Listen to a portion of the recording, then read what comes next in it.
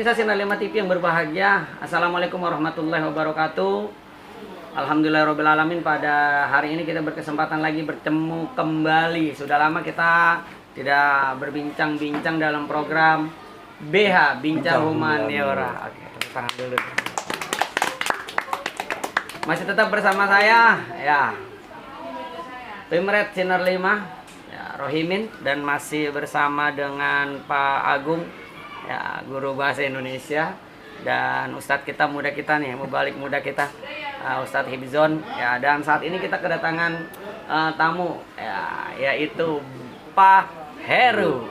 Pak Heru dari Kemayoran. Ya, Kemayoran, ya, masih ada silsilahnya sama Benjamin Sueb, wih, seniman legend di Betawi tentunya. Ya, nanti kita berbicara. Pak Heru ini adalah salah satu guru di SMA Nahdlatul Jakarta, memegang bidang studi geografi, Pak Heru, ya? Iya, betul. Iya, oke.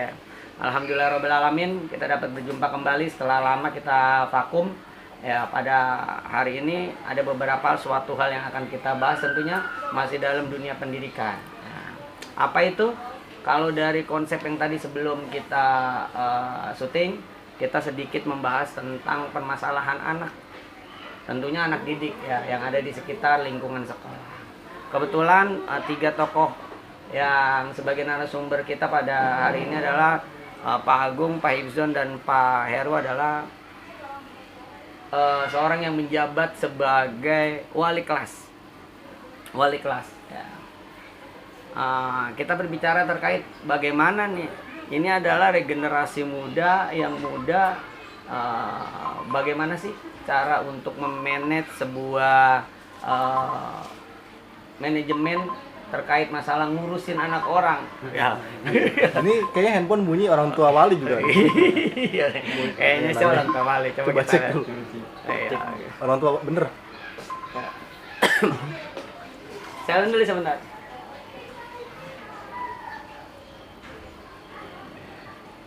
Bener orang. Hah? Enggak jelas. Oh, Ya. jelas. Ya. Ya. Pahit manis getirnya menjadi seorang wali kelas akan kita bahas pada hari ini. Ya. Sebelumnya kita kasih kesempatan kepada mereka semua beberapa menit, 2-3 menit lah, bagaimana rasanya menjadi seorang wali kelas, ngurusin anak orang, apalagi tingkat SMA, berbeda dong tentunya dari SD, SMP, dan SMA. Bagaimana caranya memanage komunikasi terkait masalah siswa, ya. Kok terang amat? Iya, enggak, lanjut. Enggak apa-apa. Enggak apa-apa. Lagi live streaming. Ya. Gimana Bang Heru dulu? Kak, entar dulu. Pak Pak Ibzon dulu deh, dari sisi agama bagaimana hukumnya kita mendidik sebuah pendidikan. Bukan, saya gini, kita fokusnya itu sebagai wali kelas aja. Wali kelas. Wali kelas. Oke, aja. pribadi, secara pribadi, karena Iya. kan berkesempatan kebetulan megang semua nih. Iya, megang semua. Jadi Ya, bagaimana kita suka duka. bagaimana suka duka, manis, asem, pahitnya menjadi seorang wali kelas. Pak Ibzon dulu dah. Ini dulu Pak Agung. Kalau saya kan wali kelas dari tahun awal ngajar, Pak Heru. Saya jadi wali kelas. Terus dulu kan kuliah di UNJ juga tuh, banyak teori-teori lah mengenai psikologi anak. Walaupun sebenarnya nggak tahu-tahu banget gitu. Cuman ternyata ketika jadi wali kelas beneran kan beda rasanya kan, sama dengan ketika lagi belajar gitu.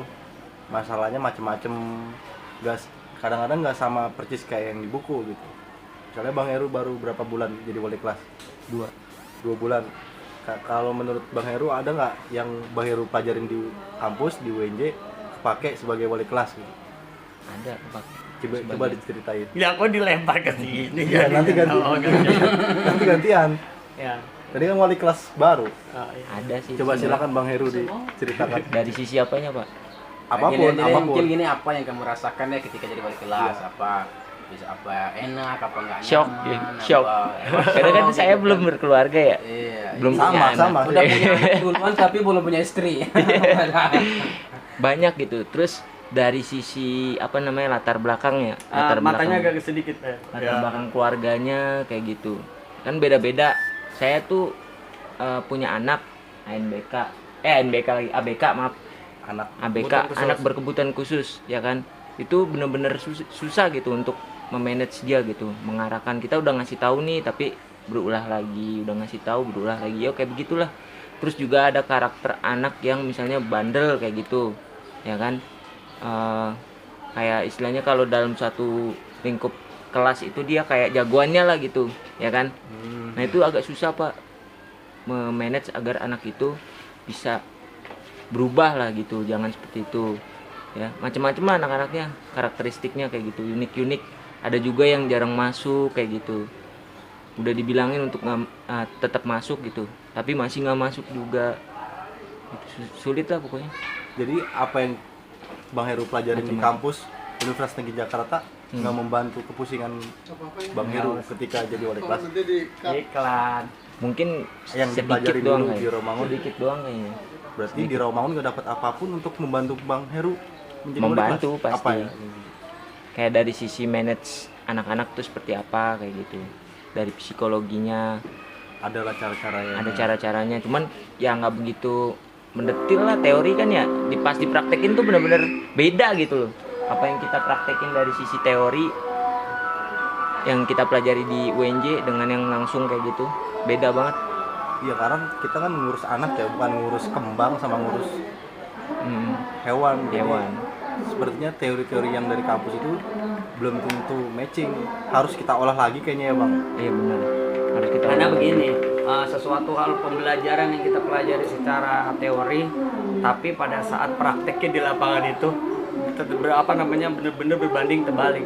Paling cuman kita mengambil dari dasar-dasar itu teori sendiri, baru kita kembangkan dan kita implementasikan dalam praktiknya. Seperti itu lebih tepatnya kayaknya ya, Fer ya. Iya, betul.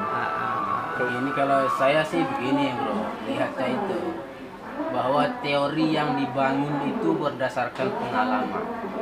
Tidak mungkin sebuah teori tercipta dari hayalan. Jadi kita tidak menjustifikasi bahwa teori ini salah atau benar, karena teori diciptakan dari pengalaman bukan dari hayalan. Oleh karenanya kadang teori itu benar dan tepat untuk seseorang atau kelompok tertentu, tapi juga kadang salah karena didasarkan pada pengalaman siapa. Kasusnya berbeda. Kasusnya berbeda. Misalkan Pak Roimin punya anak di mana gitu kan ya, dia orang tuanya seperti apa, semua bikin teori bahwa kalau menegur anak itu harus dengan halus. Itu mungkin budaya yang di Jawa, tapi ketika kita terapkan itu di Sumatera, tegur dengan halus diinjak kita. Iya. Harus dengan kasar. Iya. Gitu kan? Karena apa? Karena struktur budaya mereka, misalkan orang pesisir yang harus agak keras ngomongnya gitu kan. Ngomongnya agak keras. Kalau kita lembut, anak nggak bisa. Jadi struktur dalam membuat teori itu berdasarkan pengalaman. Nah, oleh karena tapi itu teori juga nggak bisa salah 100%. Nah, maka kita juga ketika terjun ke lapangan, itu teori yang sudah ada di-matchkan. Apakah memang cocok untuk di tempat saya, untuk anak didik saya atau tidak. Kalau cocok ya kita benar teorinya, bisa kita pakai. Tapi kalau kurang tepat berarti beberapa siswa itu mungkin dari daerah asal, oh cocok. Tapi sekolah lain di tempat daerah lain nggak cocok. Jadi kita improve lagi. Teori yang sudah dibangun itu kita coba dulu diterapkan. Kalau memang tidak bisa berarti diimprove lagi. Nah, berarti dalam menghadapi anak itu dua, menggunakan teori yang sudah ada, kemudian implementasinya, kemudian pengalaman kita. Ternyata pengalaman kita ini mendukung untuk pemecahan masalah. Karena kita yang sudah 4-5 tahun menjadi wali kelas, oh pengalaman kalau anak yang begini, maka solusinya begini. Didapatkan dari mana itu? Dari pengalaman kita. Bisa jadi pengalaman kita tadi dijadikan sebuah teori dalam pemecahan masalah di tempat yang lain. Seperti itu. Iya. Iya, benar-benar. Salah satu penghambat sebuah komunikasi ya, salah satunya adalah ikatan atau hubungan komunikasi antara siswa dengan wali murid dan wali murid dengan wali kelas. Nah ini kira-kira salah satunya adalah komunikasi ya. Bagaimana nih untuk menciptakan sebuah komunikasi yang baik antara anak didik dengan orang tua dengan wali kelas. Karena wali kelas ini adalah sebenarnya bukan salah satu orang yang mengikat ya kan, tapi komunikasi harus tetap berjalan. Kadang-kadang di lapangan di sekolah itu sendiri ternyata ada anak yang komunikasinya nggak baik dengan orang tua, ya kan? Nah itu bagaimana tuh ditanganinya oleh seorang wali kelas? Karena wali kelas ini dituntut oleh sekolah ya untuk mendapatkan semua informasi terkait permasalahan anak didik dan mencarikan sebuah solusinya yang tadi Pak Igzon bilang, ya kan? Nah itu bagaimana tuh menciptakan sebuah komunikasi yang baik antara orang tua, anak, dan wali kelas. Pak Agung gimana Pak Agung pengalamannya? Kalau sekarang banyak ya bentuk-bentuk komunikasi jarak jauh, WhatsApp atau video call atau video. Kita juga bikin grup kelas segala macam. Dan saya juga kurang tahu ya apakah saya sudah benar menjalani tugas sebagai wali kelas atau tidak, karena setiap angkatan gitu atau setiap kelas yang saya temani gitu ketika saya menjadi wali kelas mereka, masalahnya ini berbeda-beda gitu Om. Terkadang ada permasalahan yang bisa selesai dalam sebulan, ada yang permasalahan di anak yang sampai lulus kayaknya belum selesai gitu, sampai dia lulus. Atau bahkan ada permasalahan yang perlu diselesaikan bersama dengan orang tua gitu. Contoh-contohnya ini ya agak banyak lah, ya standar-standar kenakalan remaja gitulah. Nah, sehingga apa yang saya lakukan ini, saya kadang mikir apakah ini matching dengan apa yang dilakukan orang tuanya di rumah gitu. Misalnya kalau saya bilang ABC, apakah di rumah juga orang tuanya bilang ABC?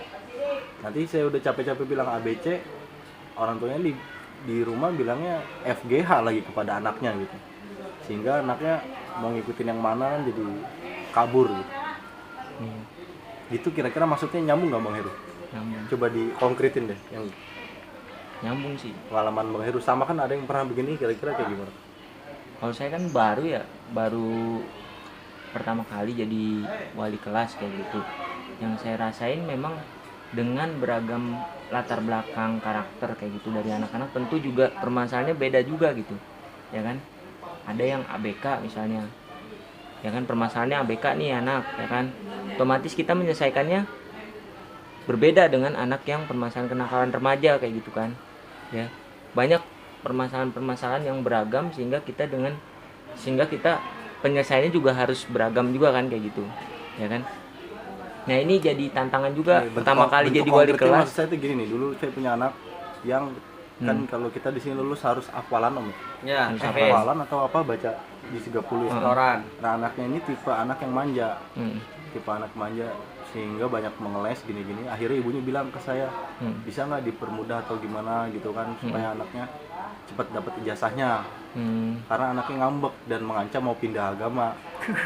Terus saya bilang kepada kepada pengujinya, ini gimana nih si anak mau pindah agama kalau dia belum dapat, istilahnya dia dalam tanda kutip ngambek lah. Memang tipe anak yang manja kan, dari dulu diturutin.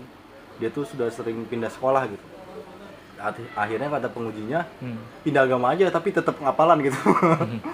Ya akhirnya tetap berjalan dan sampai dia kuliah akhirnya baru bisa menyelesaikan challenge-nya itu. Nah itu ada hubungannya sama Pak Ibzon sebenarnya itu masalahnya. Ini lihat ya, kita sebagai wali kelas itu kan fungsinya ketika anak berkaitan di sekolah. Jadi apa sih yang perlu kita perhatikan di sekolah? Dua, pertama memastikan anak mendapatkan pendidikan, yang kedua memastikan anak mendapatkan pengajaran. Nah terkait problematika rumah tangga itu selesaikan di rumah, tetapi selama dia bisa dididik mengikuti aturan sekolah, tidak melanggar aturan sekolah, oke, tugas kita selesai. Pengajaran, selama dia ngikutin pelajaran, selama dia tidak etika akhlaknya dengan gurunya baik, itu selesai tugas kita. Jadi kita tidak perlu untuk repot-repot mikir ini anak bagaimana, nggak usah. Selama dia hadir ke sekolah, hadir, melaksanakan tugas, melaksanakan, misal gitu kan. Kemudian etika sama gurunya baik, sudah selesai. Berarti Pak Ibzon, maksudnya Pak Ibzon ini adalah ada ranah sesuatu batasan yang memang kita nggak perlu masuk kalau memang permasalahan itu sudah muncul. Yang tadi jelas agama tadi gitu. Bukan urusan kita berarti ya. Bukan, sebenarnya begini juga. Ini kan yang jadi problem di wali kelas itu adalah background keluarga itu sendiri, ya Pak Ibzon ya. Makanya kita kalau kita terlalu masuk ke background keluarga yang memang notabene nggak terlalu penting, ya kita tinggalkan saja ya kan. Yang penting sebagai dia menjadi warga sekolah yang baik, dan menurut kita udah sesuatu hal yang memang nggak masuk ke ranah di situ jangan kita pautkan ya. Ya, misalnya contoh adalah seorang keluarga yang masalahnya kasusnya adalah ternyata anak yang bermasalah ini adalah anak-anak yang broken home ya. Anak-anak yang punya masalah di keluarganya kan gitu kan. Akhirnya mau nggak mau kita masuk. Nah, itu harus ada batasan-batasan yang kita masuk. Kalau mau ini bukan ranahnya nggak usah masuk gitu Pak. Iya, kalau menurut saya begitu. Jadi ketika itu urusan rumah tangga ya selesaikan sama rumah tangganya. Tapi yang menjadi kewajiban kita adalah memastikan dia datang ke sekolah. Kalau dia tidak datang ke sekolah, kenapa ditanya? Kamu kemarin kenapa nggak sekolah? Ternyata ketiduran. Coba konfirmasi orang tua. Bagaimana? Kenapa anak ini tidak sekolah? Oh, karena ketiduran. Coba ambil lagi. Maksud saya itu, kalau saya sih mencoba masuk ke dalam ranah itu bahwa mereka bagian daripada kita. Bahwa itu anak bangsa yang harus diselamatkan untuk menjadi minimal mengantarkan ke depan pintu gerbang kesuksesan itu. Nah, wali kelas itu kalau menurut saya dari kelas 1, kelas 2, kelas 3 ya. Jadi kita membedakan ketika di sekolah selama dia misalkan nih di rumah dia membentak-bentak orang tuanya gitu ya. Tapi di sekolah sama gurunya manut, sama gurunya nggak ada masalah, ya tidak masalah. Urusan kamu dengan orang tua itu urusan kamu di rumah tangga, tapi urusan kamu dengan saya adalah bagaimana etika kamu dengan guru-guru dan sekitar. Misalkan di rumah dia berantakan mau apapun, tapi di sekolah apakah dia dengan siswa itu bermasalah? Oh tidak. Tapi kalau bermasalah baru nih, oh ternyata anak sih sering malakin. Nah ini baru kita, ya ranah kita sebagai wali kelas untuk memperhatikan. Jadi harus kalau menurut saya dibedakan tempat. Oh, berarti kemarin saya udah keluar kelas ya. Maksudnya kan wali kelas berarti batasnya kan di kelas, sedangkan ini dia udah lulus terus dia mangkir dari ujian tafis agar dapat ijazah itu, kemudian ibunya rupanya membackup dia dan bilang tolong dipermudah gini, sedangkan posisinya udah sebenarnya udah bukan di kelas ya. Iya. Nah, Sekolah. bukan di sekolah. Tapi Maksudnya- akhirnya dia nggak pindah agama kok, dan itu kayaknya cuma ancaman doang. Strategi orang iya. tua untuk dipermudah kayaknya. Kan tuh beda pandangan Bang Heru. Saya suruh udah kamu coba dulu baru bisa, orang tuanya malah dengerin anaknya, enggak bu saya nggak, aku udah pusing capek gitu. Nah itu kan akhirnya beda pandangan antara orang tua dan wali kelas gitu.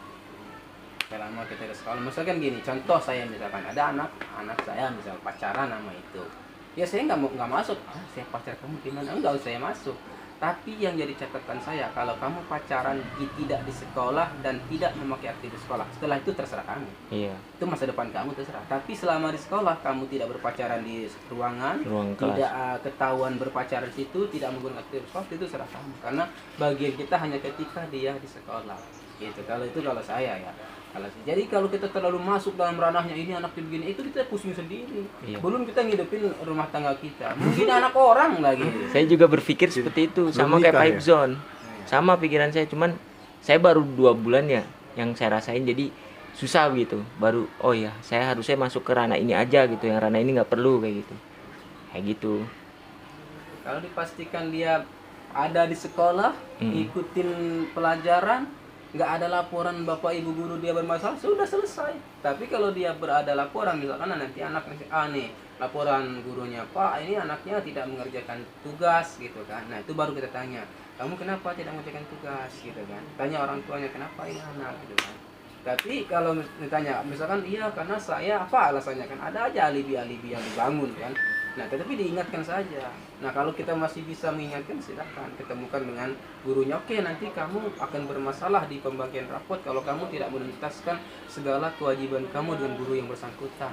Saya hanya mengingatkan saja, tapi kita konsisten. Ketika nanti ada guru yang memberikan penilaian yang kurang bagus, kita juga tidak membela. Karena kita sudah di awal sudah ingatkan, kamu harus selesaikan urusan kamu dengan guru tersebut. Misal, kalau kamu ternyata tidak selesai, saya tidak bisa membantu. Jadi jangan kemudian kita bela ketika nanti bagi rapot nilainya jelek, kita bela-bela nama guru. Enggak, kalau saya enggak, selesaikan Apa adanya. Apa adanya aja. Ya, itulah problematika sebagai wali kelas tentunya. Banyak manis, asam, pahit, garam ya enggak. Ini mungkin baru sepercik doang ini. Ada Ini. banyak hal. Ada banyak hal terkait masalah ngurus anak orang Kayaknya ya. wali kelas mirip-mirip sama wali kota pusingnya. Enggak Bang Heru. Wali kota. Wali kota cakupannya lebih luas mungkin. Bukan cuma Tapi kayaknya nggak pusing nih, wali kota adem aja di dalam ruangan. Nah, banyak sekarang staffnya, ada banyak sebuah staff. kasus nih yang harus dipecahkan ya enggak. Saya ngasih sebuah soal kepada wali kelas. Ada anak ini nakal, tapi pinternya luar biasa. Dari segi penilaian cukup memuaskan, ya kan ya. Terus yang kedua adalah ada anak ini rajin, tapi hasilnya itu jeblok banget gitu ya. Mana yang wali kelas pilih? Apakah memilih anak yang nakal tapi dia pinter, atau anak yang rajin tapi dia nilainya di bawah? Itu dia memilih untuk apa nih? Ya istilahnya kalau memang ada dua pilihan ini, ya wali kelas lebih memiliki anak yang seperti apa gitu di antara dua ini. Siapa dulu nih? Five zone sebagai Kalau pancingan. saya begini melihat. Ketika perwalian saya sampaikan, jadi pelajar itu gampang kok, cuma dua, yaitu tidak punya masalah dan ikut pembelajaran. Kemudian tadi selama karakternya itu bagus, etikanya bagus, ketemu orang saliman, Adab lah ya. negur, adabnya dengan guru saliman, negur, kemudian dijalankan tugasnya, itu cukup. Karakter yang dibangun hanya sopan santun saja. Yang kedua, pengetahuan. Selama kita mengikuti pembelajaran dan usahakan kita ketika belajar itu bertanya untuk mengasah kemampuan, itu cukup sebagai bekal sebagai siswa. Hanya itu aja kok. Kita sopan dengan guru dan teman, kemudian bertanya ketika pembelajaran dengan guru bersangkutan, itu sudah cukup bagi saya. Nah, makanya jangan jadi orang yang milih salah satunya. Ada orang manut tapi di kelas diem, nggak ada pertanyaan enggak. Sebaliknya juga dia bertanya terus-terusan kan. Tapi nakal. Kan? Makanya dua hal itu harus berjalan seiringan. Nakalnya apa sih? Cuma kamu dengan gurunya apa aja nyapa, salam, senyum gitu sudah. Dengan pembelajaran ya cuma ngikutin gitu kan, nanya sudah. Jadi ketika kita memilih misalkan ada anak yang pinter tapi akhlaknya harus kita ingatkan kan, bahwa bekal hidup seorang pelajar itu dua, tidak cukup dengan IQ saja, tapi juga harus karakter. Ada karakternya bagus, kita tingkatkan motivasinya. Sebagai seorang insan akademis itu tidak cukup dengan karakter yang bagus, tapi juga dengan pola IQ yang bagus. Jadi dua hal itu harus berjalan seiringan untuk sampai tingkat lulus kepada sekolah. Gitu kalau saya. Ya, aku sendiri gimana? Tadi aku pertanyaan ya, itu ya pokoknya yang satu anaknya pinter tapi Kasusnya banyak lah. anaknya buruk. Kalau yang satu anaknya buruk, Bagus tapi kurang IQ. kalau yang satu anaknya bagus, IQ-nya kurang. Iya. Sedangkan yang ideal itu berarti anaknya bagus, pikiran bagus gitu ya. Ya, Penilaian bagus, penilaiannya kurang tapi akhlaknya bagus. iya, maksudnya ini kan ada terjadi ketidakbalance kan. Sedangkan yang ideal anaknya bagus, nilai Bagus. pikirannya bagus. Nah itu kan masalah saya pernah baca ini strategi metakognisi risalah ini soalnya baru banget ya tadi.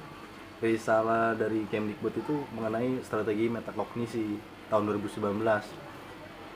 Jadi kan penilaian kita kan yang sejak 5 tahun belakang lah kurang lebih, setahu saya 3 itu ya, kognitif, psikomotorik, sama afektif ya. Sedangkan yang terjadi yang tadi Pak Remin temukan nggak balance, afektifnya bagus, kognitifnya jelek, atau sikapnya bagus, kognitifnya otaknya buruk. Kadang-kadang ada yang otaknya buruk, afektifnya baik. Sedangkan yang dibutuhkan kan balance ya, sama-sama. Nah berarti ini ada masalah di metakognisi gitu. Nah metakognisi ini nanti kalau misalnya kita pelajarin, kalau nggak salah emang belum ada ya cara menilainya, cuman dia itu ntar berkaitan dengan kesadaran si anak terhadap pikiran dan sikapnya sendiri gitu. Jadi kalau kognisi, proses kognitif itu kan dari luar ke dalam ya, yang Pak Ibzon sering sebut transfer knowledge. Kalau metakognisi kebalikannya, dari dalam keluar. Jadi kalau anak punya kesadaran yang bagus, metakognisi yang bagus, mestinya dia bisa memutuskan sikap yang baik, bisa menyelesaikan masalah, bisa menyimpulkan informasi, dia harusnya bisa tahu apa yang sebaiknya tidak dia lakukan karena kesadarannya bagus. Jadi balance. Karena dia pinter, knowledge-nya bagus, seharusnya kalau metakognisinya bagus, dia akan berbuat baik gitu. Jadi mestinya yang ideal itu kalau udah pinter, otomatis dia baik gitu. Mestinya kalau metakognisinya bagus, kesadarannya bagus. Tapi kan yang terjadi rupanya enggak ya. Itu mah kayak di surga ya. kadang otaknya pinter, koruptor ternyata akhlaknya ini. Ada yang akhlaknya baik, cuman jadi tukang beca gitu. Jadi metakognisi ini seperti nggak laku gitu di kehidupan ini, kesadaran tentang dirinya sendiri gitu. Pernah baca kan metakognisi? Iya. Kalau gampangannya mah nanti si anak bisa menyelesaikan masalah, bisa bersikap gitu-gitu. Cuma kalau saya itu melihat turunan daripada transfer knowledge itu. Jadi ketika seorang guru mentransfer pengetahuan dan karakter, transfer knowledge dan karakter kepada siswa, tidak sampai di situ. Kemudian siswa ini harus mengolah dan membuktikan bahwa transfer knowledge dan transfer karakter itu berhasil. Jadi selama ini kan kita fokus pada apakah transfer knowledge dan karakter itu sampai. Ternyata ya kemudian enggak gitu. Ada metakognisi. Ini harus langsung agar ada penyaluran lagi dari siswa kepada kehidupan nyatanya. Sebenarnya mungkin apakah dulu itu belum sampai kemudian diteruskan itu saya nggak tahu lah. Tapi tergantung masalah waktu sebenarnya ya, karena memang di sekolah ini untuk mentransfer tersebut komunikasi yang memang keterbatasan waktu ya. Saya rasa minim banget gitu loh pada saat kita mentransfer sebuah ilmu atau karakter kepada anak, tapi ternyata udah sampai setengah gitu kan dia nge-share, ternyata pada saat di rumah berbeda lagi backgroundnya. Ini yang sebuah masalah kayaknya ya, karena berbeda background antara sekolah dengan rumah gitu. Ini yang hasilnya itu tetap tidak, kecuali tadi sinkronisasi terkait penyampaian komunikasi antara orang tua sama wali kelas. Kalau sinkron ya, tapi kalau nggak sinkron ini akan yang selalu menjadi sebuah masalah. Yang lebih masalah itu transfer knowledge dan transfer karakter itu susah, tapi lebih susah transfer duit. Iya, udah nggak bisa ditransfer dua hal itu, duit dia nggak mau bayaran lagi. Itu urusan wali kota, bukan wali kelas itu mah. Kalau berarti saya lebih milih yang pinter, ya kan? Pinter banget nih. Kognitifnya. Kan yang bisa dinilai sementara Pinter ini banget. kayaknya masih kognitif. Karena memang standar penilaian itu kan dari kepintaran. Pintaran. Ya, Coba sebenarnya, tapi kan tetap kita sebagai guru itu kan merasa sesuatu keberhasilan kalau anak itu berbuat dan implementasinya dalam kehidupan sehari-hari dan memasyarakat itu kan baik ya. Iya. Tapi dalam nilai rapor yang ditujukan secara transparannya adalah terkait masalah nilai. Yang saya baca Bener. dari risalah Iya. Kemdikbud sebentar nih, contohnya nih. Ada seorang anak mengetahui bahwa plastik itu susah diurai secara teori di pelajaran sains IPA ya kan. Suatu ketika anak turun dari tangga ngelihat banyak plastik-plastik bekas es, tapi dia diem aja. Nah itu yang disebut metakognisinya buruk. Dia nggak punya kesadaran akan pengetahuannya. Dia udah tahu nih, wah ini sampah nih, susah nih karena plastik untuk diurai. Oleh karena itu saya harus memungutnya dan membuangnya di tempat sampah. Karena dia punya kesadaran metakognisi. Kalau dia nggak punya metakognisi itu, dia pinter, cuman afektifnya nggak ada, sikapnya sampah ya. Kesadaran. Oh sampah, cuy, jalan lagi. Berarti metakognisinya masih belum jalan, kesadarannya nggak keolah. Jadi numpuk di sini, kemudian pas udah dewasa jadi penyakit malah. Nah itu bener sih. Gimana, Kalau coba? saya nih, kalau saya lebih milih yang pengetahuannya bagus kayak walaupun nakal bikin ya, pusing wali kelas. Karena apa? Walaupun nakal. Standar penilaian kita dari untuk masuk ke perguruan tinggi aja nggak ada tuh yang namanya nilai afektif ya. Ya kan? Yang penting pinter aja. Gimana nilai rapotnya? Kalau jadi pejabat nanti di DPR. Itu berarti yang salah siapa itu? Kan kita sebagai guru harus mengikuti aturan kan gitu ya, standarnya ya kan. Sebenarnya itu kan cuma sebatas uji administrasi ya kan. Tapi sebenarnya pada saat dia realita di lapangannya, nah itu yang menjadi sebuah permasalahan. Makanya banyak orang pinter tapi tidak memiliki metakognisi yang bagus. dan itu akan menjadi masalah pada saat dia sudah besar dan dewasa dan mengimplementasikannya dalam kehidupan masyarakat. Ini yang jadi masalah, PR juga. PR-nya gitu.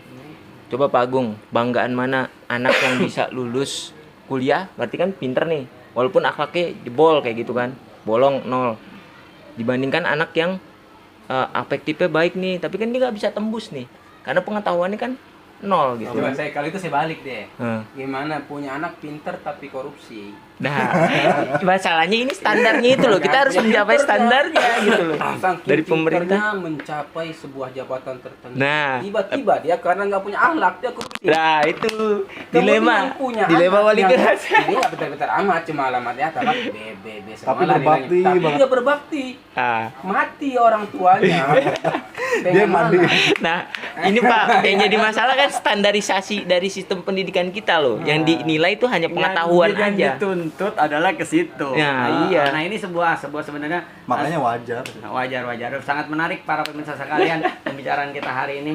Ya, tapi saya rasa durasi kita cukup sudah menguras. Jadi Ya, intinya metakognisi kita sebagai wali kelas istilah baru. adalah ciptakan dulu sesuatu hal komunikasi yang baik ya, itu salah satu. Terus yang kedua adalah memiliki target mana dulu tujuannya ya kan, untuk mencetak sebuah hasil dari peserta didik ya kan. Yang ketiga, dalam keseharian di sekolah ini tinggal kita lihat aja tadi hasilnya di masyarakat seperti apa ya kan, itu aja sebenarnya.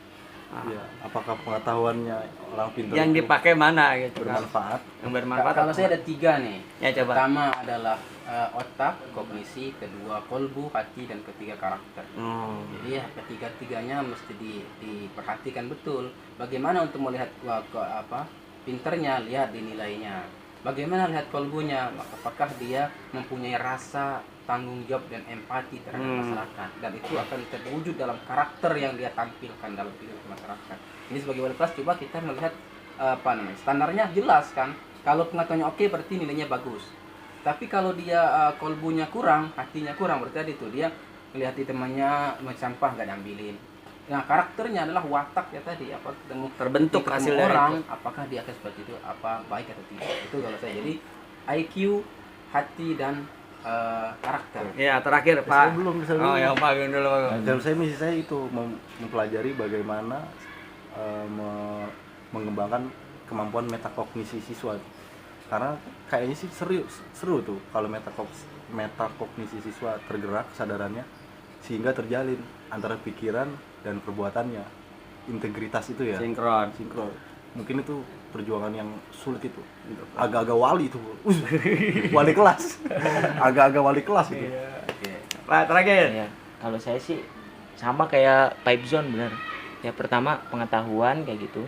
Kemudian karakter gitu. Nah, karakter ini yang agak berat gitu kan. Tadi Pak Rohim bilang kan bahwa ketika kita memberikan karakter yang baik di sekolah tapi di rumahnya itu berbeda gitu, akhirnya jadi nggak nyambung juga gitu loh. Misal kayak di sini nih, kita ada sholat duha ya kan, Iya. pas hari libur ya kan. Nah, kita lihat tuh gimana orang tua apakah sinkron dengan kegiatan yang ada di sekolah apa enggak gitu. Kalau nggak nyambung ya Bias akhirnya. bias gitu loh, sama aja nol gitu loh. Kita nyariin orang tua berarti nih Jadi sekarang nih. Kita bukan sama. nyalain orang tua, artinya apa? Harus ada hubungan yang dibangun gitu antara sekolah, orang tua, dan juga si wali kelas ini gitu loh. Kalau Ya kan? itu mah itu terlalu repot bro. Repot. Ya Kalau kan? dia sudah selama di sekolah, dia sholat duha, dia pulang ke rumah terserah dia udah. Nah. Dia orang tua udah. Tadi kan hasil Pengennya. implementasinya. Pengennya Ya gitu kan? ya, sebagai wali kelas tuh ada perubahan gitu loh. Betul. Ya kan? Apalagi wali kelas yang belum Ya apalagi berkeluarga. saya wali kelas yang masih idealis belum gitu. berkeluarga. Kita kan belum berkeluarga, menganggap anak orang kayak anak Iya. siapa gitu. Saya tuh belum berkeluarga Pak, jadi menganggap kayak apa namanya, anak-anak didik saya tuh seperti kayak adik saya gitu loh. Iya. Yang pengen saya ubah gitu. Adik ketemu gede bahaya, Pak. Adik saya yang pengen saya ubah karakternya bener-bener gitu, berubah ayo gitu. Jadi bener-bener sayang lah istilahnya. Nanti orang tua ketika pulang ke rumah orang tuanya begitu. Nanti nyalain orang tua lagi kan, orang tua tercipta dari orang tua lagi. Iya. Orang tua kan orang nggak ada. Tapi- pokoknya kita selama di sekolah dia bener udah gitu. Iya. Bener gak Pak Agung ya? Jadi nganggepnya kayak adik gitu yang Itu harus mah menurut berubah. saya itu yang diharapkan Pak Heru adalah bonus kayaknya. Iya, di sekolah Kalau udah saya- baik, mudah-mudahan implementasi dari apa komunikasi yang diciptakan wali kelas dengan muridnya terefek kepada keluarga. Iya. Gitu. Kalau menurut Bener. susah manusia mengubah manusia itu. Iya, iyalah. Cuman kita cuma manusia, bisa ngasih cuman referensi aja. tapi zaman dahulu udah bisa itu. Manusia bisa jadi robot bio, RX bio, terus Power Rangers, Superman, itu bisa itu. Oke. Ini misteri dah. Menarik dan sangat bermanfaat mudah-mudahan ya apa yang telah kita sampaikan di sini. Kita nanti berjumpa lagi. Ya terima kasih juga buat Pak Heru. Tepuk tangan dulu buat Pak Heru yang datang. Sekian dari kita, mudah-mudahan bermanfaat. Masih selalu tetap pantau kita di BH Bincang Humaniora. Dan jangan lupa lagi subscribe, komen, dan like untuk kita Media Sinar 5. Wassalamualaikum warahmatullahi wabarakatuh. Waalaikumsalam warahmatullahi wabarakatuh. Assalamualaikum. Jadi Gimana nih? harusnya begitu.